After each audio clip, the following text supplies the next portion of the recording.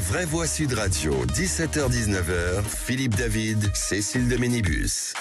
Si vous cherchez les vraies voix, ne quittez pas, elles sont là. Elles sont autour de cette table. Bienvenue dans les vraies voix. On est ensemble jusqu'à 19h avec Philippe David et Philippe Bilger aussi, bien entendu, auteur de Me Too Much aux éditions Héliopold, Françoise de Gois, Jean Dorido, docteur en psychologie, spécialiste de l'aide au sevrage tabagique. Et tout de suite, chers amis, le grand débat du jour.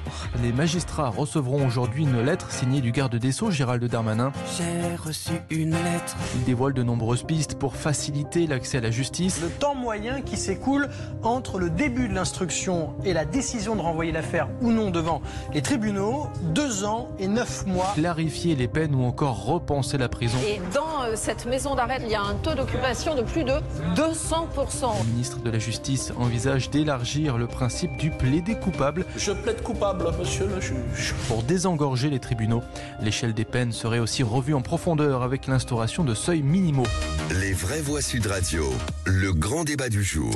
Et Gérald Darmanin qui veut simplifier l'échelle des sanctions pénales et instaurer donc des peines minimales. Le garde des Sceaux l'écrit dans cette lettre aux magistrats. Pour désengorger la justice, il propose aussi notamment d'instaurer une procédure de plaider coupable. Alors parlons vrai. Est-ce que les propositions de Gérald Darmanin sont pour vous trop timorées ou trop dures? Et à la question, Darmanin a-t-il raison de durcir la justice? Vous dites oui à 87%. Vous voulez réagir? Le 0826 300 300. Et notre invité pour en parler, Aurélien Martini, secrétaire général adjoint de l'Union syndicale des magistrats, et qu'on remercie bien entendu d'avoir accepté cette invitation à Sud Radio. Philippe Bilger. Alors qu'on pouvait penser que Gérald Darmanin, dont je considère que jusqu'à aujourd'hui, il est un garde des Sceaux qui fait honneur à son poste, pouvait s'arrêter à une sorte de pragmatisme et de volontarisme très ponctuel après avoir identifié les maux de la justice française. Je pense aux prisons, à ces désirs d'expulser les condamnés étrangers. Là, il met en œuvre quelque chose qui a une sorte de grandeur conceptuelle sur une réforme judiciaire d'ampleur. Je ne sais pas s'il aura le loisir de la mener jusqu'en 2027, mais je ne sais pas non plus si c'est, pour répondre à la question de Sud Radio, la réforme que la justice et le peuple français attendent. Mais ce qu'il y a de vrai, c'est qu'en tout cas, elle est structurée de telle manière qu'elle impose une réflexion, qu'elle ne mérite pas une répudiation immédiate, et notamment le resserrement des peines, le plaider coupable dont on vient de parler, et puis évidemment la volonté de répondre aux 2 reproches fondamentaux des Français: trop lente et trop laxiste. Alors, le problème de la lenteur, c'est un problème européen. Les Italiens ont le même problème. Les Américains ont exactement le même problème. Moi, je suis d'accord avec ce que vous dites. Il ne s'agit pas de rejeter immédiatement. On a un problème de justice. Il faut véritablement, ça ne peut pas passer simplement que par le fait qu'il faut plus de magistrats, etc. Oui, bien sûr. Moi, ce qui m'intéresse là-dedans, l'échelle des peines, de toute façon, Gérald Darmanin ne décidera pas seul. Nous sommes une démocratie. Il y aura une majorité ou pas par rapport à son projet de loi. Mais ce que je veux dire par là, c'est que le plaider coupable m'intéresse. Parce que le plaider coupable, c'est ce que vous voyez tous dans les séries américaines. C'est-à-dire qu'à un moment donné, l'accusé, je crois que les crimes sexuels en seront exclus, mais lui veut l'étendre aux crimes, également au trafic de drogue. Oui, je crois que c'est ça. Absolument. Donc ça veut dire que le plaider coupable est intéressant. Mais il faut que la victime, bien sûr, soit associée. C'est une négociation, en fait. C'est une conciliation. Est-ce que la victime accepte, finalement, qu'il y ait cette procédure-là qui ne va pas, du coup, au bout de la procédure d'un procès qui peut aussi soulager le chagrin et soulager la peine. Voilà. Moi, j'attends de voir quelles sont les conditions qui encadrent le plaider coupable. C'est ce qui m'intéresse le plus, que je trouve le plus signifiant là-dedans. Jean Dorido. Oui, alors de mon côté, je trouve que c'est vraiment, manifestement, c'est une profonde révolution du système judiciaire complet. Donc, je trouve ça très ambitieux et c'est plutôt louable l'ambition. Maintenant, précisément, il y a manifestement 225 déclinaisons de peines différentes aujourd'hui dans la justice française, et passer de 225 à 4, ça me paraît quand même effectivement ultra ambitieux. Et la question majeure, me semble-t-il, c'est est-ce qu'il aura le temps, les moyens, quand bien même ce serait effectivement validé par les parlementaires, de mettre tout ça en œuvre. Dangereux. Juste la justice et la nuance, en réalité. C'est cette réduction-là des définitions me paraît assez dangereuse, en fait. On va écouter, en tout cas, le regard d'Aurélien Martini, qui est secrétaire général adjoint de l'Union syndicale des magistrats. Est-ce que pour vous, j'imagine que tout n'est pas bien et tout n'est pas bien non plus, qu'est-ce qui aujourd'hui vous paraît le plus intéressant, en tout cas, dans la situation actuelle ? Écoutez, d'abord, je partage ce qui a été dit sur votre plateau. Ce sont des propositions qui sont ambitieuses et qu'il ne faut pas balayer comme ça d'un revers de la main. Ce ne serait pas responsable. Il y a plusieurs choses qui sont intéressantes. Vous en avez déjà parlé. Repenser les peines. Oui, il faut repenser les peines. Parce qu'aujourd'hui, c'est un maquis complexe dans lequel on ne se retrouve plus et que les citoyens ne comprennent plus. Et ils ne le comprennent pas parce que c'est assez difficilement compréhensible, il faut bien l'admettre. Par exemple, vous avez parlé également du plaidé coupable criminel. Nous y sommes favorables puisque nous avions proposé ce plaidé coupable criminel en matière de stupéfiants. Pourquoi en matière de stupéfiants uniquement ? Parce que c'est une matière où il n'y a pas de victime, en tous les cas personne physique.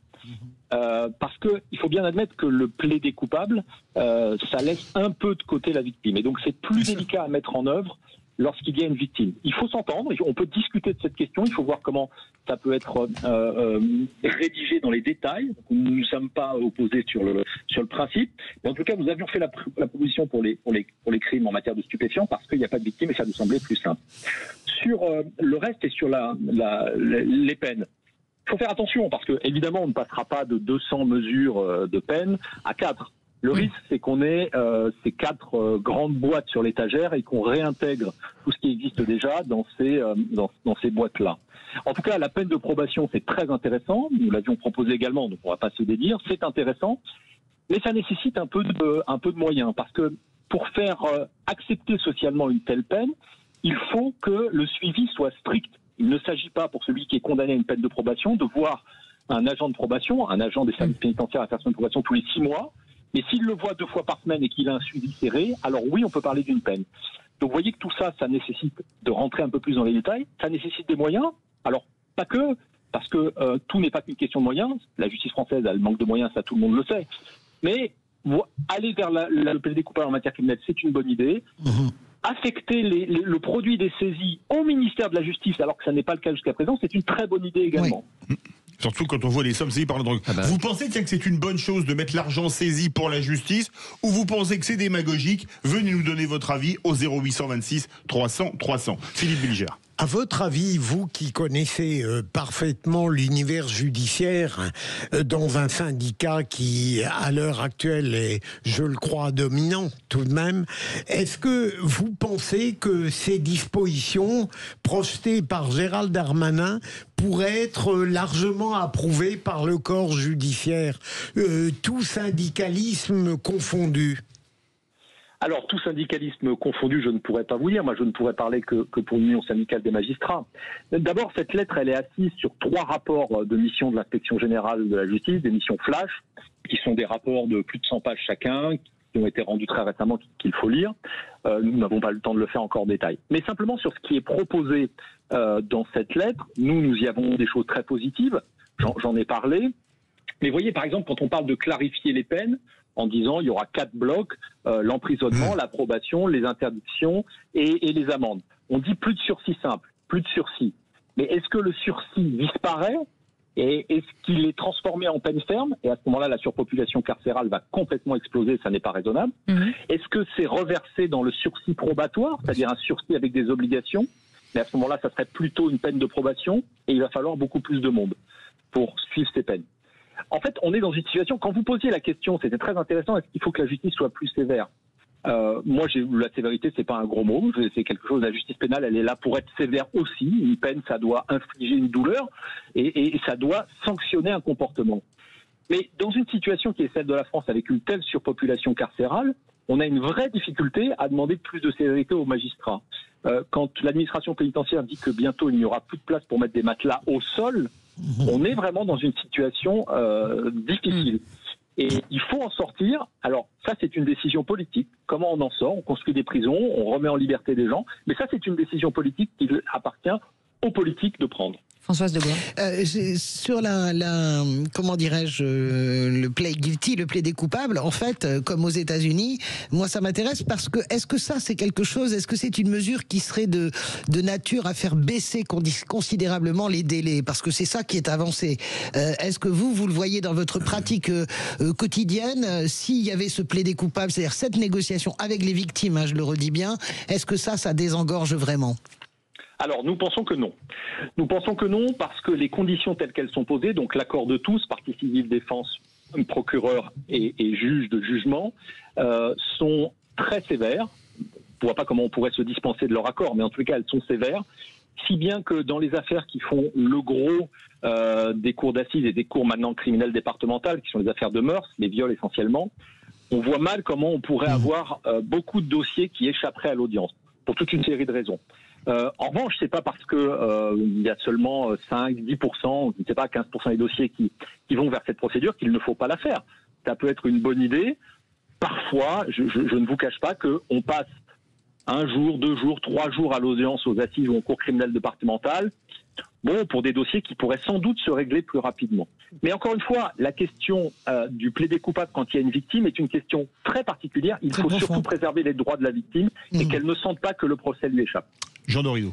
Oui, alors peut-être pour préciser, parce que ça revient beaucoup, cette question du plaidé coupable, est-ce que vous pourriez peut-être repréciser, parce que de ce que je comprends de la mesure, ce n'est pas parce qu'un accusé plaide coupable qu'il n'y a pas de procès. Il y a quand même nécessité, malgré tout, d'avoir des débats contradictoires entre l'accusation, la défense, un juge, pour que la justice passe. Donc, est-ce que vous pouvez peut-être expliquer pourquoi c'est si compliqué lorsqu'il y a une victime, une personne qui est morte, par exemple, assassinée, pourquoi est-ce que c'est si compliqué de mettre en place le plaidé coupable? Alors, ça dépend comment on entend le plaidé coupable. Il y a un modèle qu'on connaît, qui est la comparution sur reconnaissance préalable de culpabilité, qui ne fonctionne que pour les délits, qui est la CRPC, où on fait, quand je dis on, c'est le procureur de la République fait une proposition de peine qui est acceptée ou refusée, qui, normalement, en fonction des textes, n'est pas discutée, qui est ensuite validée par un magistrat du siège, qui statue également sur les demandes de la partie civile. Mais vous voyez qu'il n'y a pas de débat sur la façon dont c'est commise l'infraction. En tous les cas, c'est pas l'objet de l'audience de validation. Mais ça, c'est pour les délits. C'est les délits. C'est un premier modèle qui existe. On n'ira sans doute pas vers ce modèle-là. Alors, il faut attendre d'avoir un peu plus le ministre parle pour l'instant de la création d'une procédure sur reconnaissance de préalable de culpabilité en matière criminelle. Donc, il semble qu'on en soit proche. Mais on n'ira sans doute pas vers ce modèle-là, on ira sans doute vers un modèle hybride, à mi-chemin entre l'audience et une reconnaissance préalable de culpabilité, parce que la gravité des faits en matière criminelle commande sans doute qu'il y ait un minimum de débat. Mais ça n'est pas arrêté, semble-t-il, et en tout cas, ça sera tout l'objet des débats qui seront à venir, et on a rencontré le garde des Sceaux la semaine passée, on le rencontrera d'ici l'été à nouveau, pour discuter de ces modalités pratiques. Allez, le 0826 300 300, Nathalie qui est avec nous. Nathalie, vous vouliez réagir ? Alors, sur 2 choses dans la lettre du ministre Darmanin, qui travaille le dimanche, puisqu'il a écrit sa lettre hier, pour le plaider coupable, je ne sais pas, parce que si le criminel en puissance, il est supposé innocent, n'est pas d'accord, on ne pourra pas l'appliquer, ce plaider coupable, donc on n'accélérera pas la procédure, à mon sens. Donc ça prendra quand même du temps pour juger, et il aura intérêt à attendre le criminel en puissance, parce que plus le temps passe et moins on se rappelle des faits, des choses, ça s'estompe. Et par contre, je trouve très intéressant l'idée de clarifier les peines, parce que s'il y a moins de peines, il y aura moins de millefeuilles, comme on a partout dans nos administrations, et ne plus savoir où on va et ce qu'on choisit. Et enfin, quelque chose de très intéressant, c'est si on peut saisir tout cet argent du narcotrafic pour le donner à la justice, j'applaudis à 2 mains. Ça pourra aider à améliorer les choses, et pour les juges et pour la justice, d'avoir un peu plus d'argent pour réformer un peu toutes ces choses. Aurélien Martini. Oui, mais votre auditrice a raison, on n'accélérera pas le cours des dossiers si l'accusé n'accepte pas le plaidé coupable. C'est à la base même du plaidé coupable, et c'est le cas aussi pour les délits. Mais même s'il l'accepte, on pense que ça sera dans des marges assez réduites, et que du coup, ça n'est pas ça qui remettra l'audiencement l'audition criminelle, c'est comme ça qu'on parle quand on parle de la masse des dossiers, l'audition criminelle à flot. Pour ça, il faut des moyens. Rendez-vous compte qu'aujourd'hui, on libère des gens qui sont en attente de procès criminel parce qu'on n'a pas le temps de les juger dans des délais nécessaires.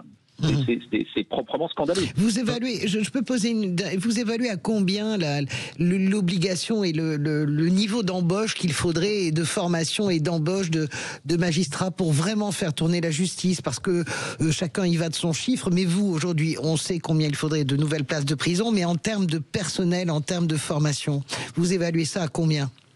On le sait très bien parce qu'il y a deux chiffres qui se rejoignent. D'abord, un référentiel sur la charge de travail qui a été piloté par la chancellerie, qui est validé par la chancellerie, toutes les organisations syndicales et toutes les conférences, qui aboutit à peu près au chiffre de 20 000 magistrats en France.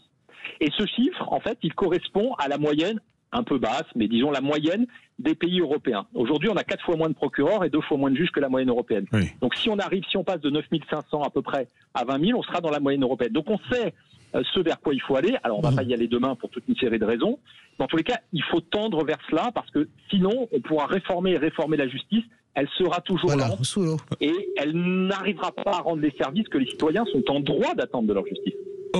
Aurélien Martini, le fait de passer de 225 à 4 en termes de type de peine, est-ce que c'est un choc de simplification, mais qui est peut-être un peu fort? Parce qu'on passerait de 225 à 40, pourquoi pas, mais 225 à 4, ça fait quand même... C'est infaisable. Mais je pose la question. Il n'est pas exclu que derrière ces chiffres, il y ait un objectif de communication. Mais disons qu'on ne va pas supprimer, par exemple, vous avez toute une série d'interdictions, d'obligations, interdiction de conduire un véhicule terrestre à moteur, interdiction de passer son permis de conduire, interdiction de se rendre dans certains lieux, etc. Tout ça va perdurer parce qu'on a besoin de pouvoir individualiser la peine au plus fin. Vous devez interdire à telle personne de paraître à tel endroit ou de rencontrer telle autre personne. Donc ça va perdurer. En revanche, c'est ce que je disais tout à l'heure, on aura sur l'étagère, si je puis m'exprimer ainsi, 3 ou 4 grandes boîtes dans lesquelles on aura pioché. Il y aura la boîte prison, la boîte probation, la boîte amende et la boîte interdiction-obligation. Ça rendra les choses plus lisibles. Et je crois que le but, c'est pas de réduire la capacité du juge à individualiser le plus finement possible la peine. Et Aurélien Martini, quand certains opposent le fait qu'il n'y a pas, en tout cas, vraiment de méthode et de proposition sur la réinsertion, l'emploi, est-ce que ça, c'est quelque chose qui peut vous gêner aussi ? Alors ça, c'est travaillé dans le cadre de la peine de probation. Ça peut être travaillé en tous les cas dans le cadre de la peine de probation, puisque on le sait, l'insertion, c'est un des moteurs de la lutte contre la récidive. Oui. Mais ça n'est possible, ça n'est valable que si vous avez un suivi serré, au plus près. Si vous avez un suivi de type administratif, j'entends par là, un rendez-vous tous les 6 mois avec oui, ce que vous disiez tout à l'heure, ça n'a aucun intérêt en fait. Ça n'a aucun intérêt, ça ne fonctionne pas. Et d'ailleurs, ça renforce l'idée dans la population, à juste titre, que ça n'est pas une vraie peine. Parce qu'au fond, voir quelqu'un tous les 6 mois pour lui dire oui, j'ai fait une recherche d'emploi, etc., ça n'a pas de sens. Donc il faut là aussi que ça soit une peine à proprement parler. Et une peine, ça sanctionne un comportement. Donc c'est d'abord sanctionnateur. Et donc, ça doit être rendre des comptes. Et si c'est 2 fois par semaine, eh ben, ça sera 2 fois par semaine.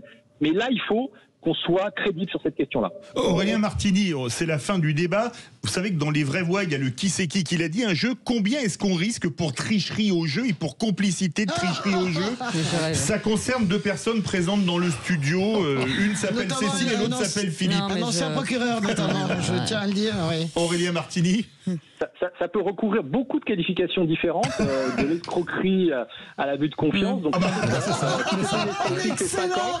Il est trop fort. Il y a beaucoup d'infractions qui peuvent être susceptibles d'être mobilisées. Et y a-t-il un plaidé coupable pour diffamation en matière d'infraction? Merci beaucoup Aurélien Martini, merci beaucoup de nous avoir éclairé. Secrétaire général adjoint à l'Union syndicale des magistrats. Allez, vous restez avec nous dans un instant, le qui c'est qui l'a dit avec Nathalie. Soyez les bienvenus, on est ensemble jusqu'à 19h.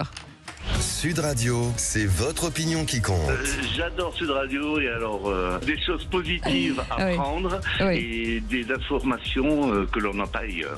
Sud Radio, parlons vrai.